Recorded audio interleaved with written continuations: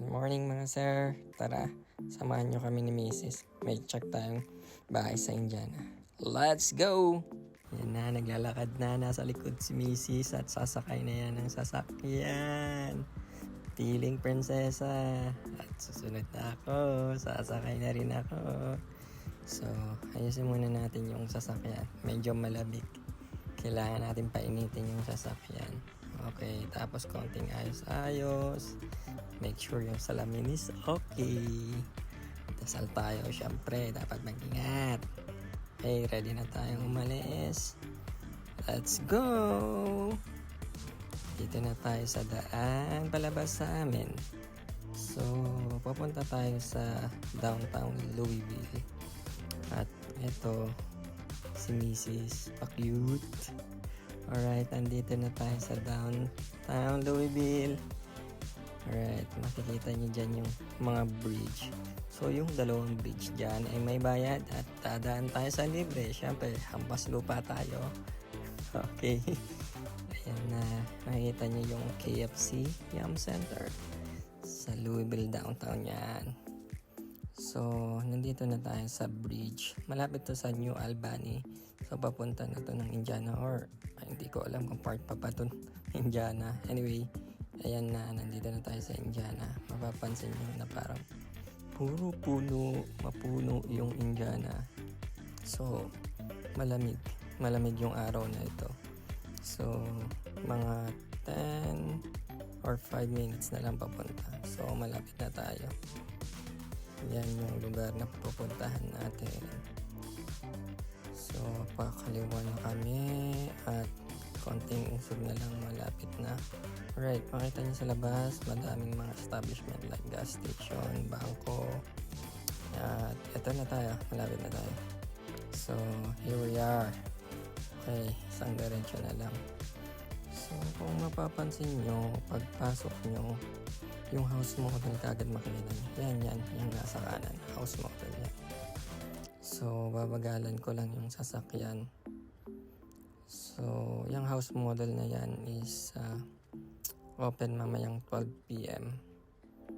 So, kailangan yung schedule or appointment para makapasok dyan.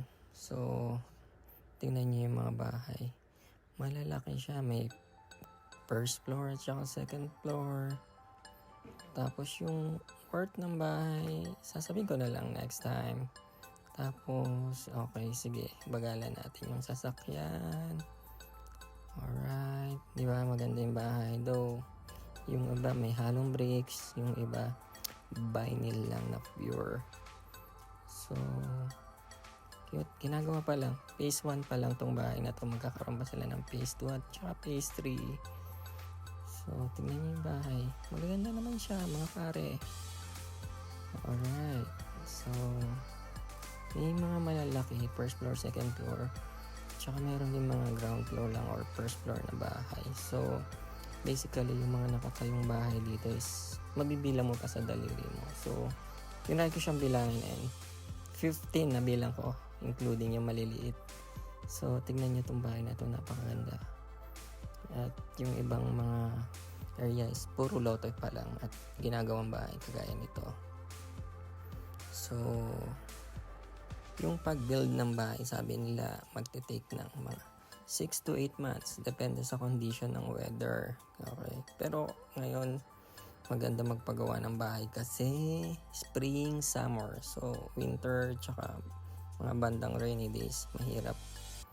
Kasi baka maatrasado yung paggawa ng bahay. So, ito na nga yung mga bakanteng lote. So, makita nyo, may maganda talagang bahay dito na ginawa. Itong nasa bandang kanan, sobrang ganda niya. Ito, diba? Ang ganda. Ano masabi nyo? Ganda yan. So, titignan pa namin yung ibang area. Ayan, bakanteng lote. So, gusto nyo bumili na kayo, nagbabenta ako. Chos. Tapos yung mailbox na parang ganito, malapit sa kalsada. Pero siguro kung malalaking package, ilalaglag niya sa pintuan nyo. Pero kung mga sulat-sulat lang, dyan nila nilalagay. So, ito na nga yung model house. Oo. hanggang dito muna tayo guys. So papakita ko na lang yung next update sa mga mangyayari. Alright?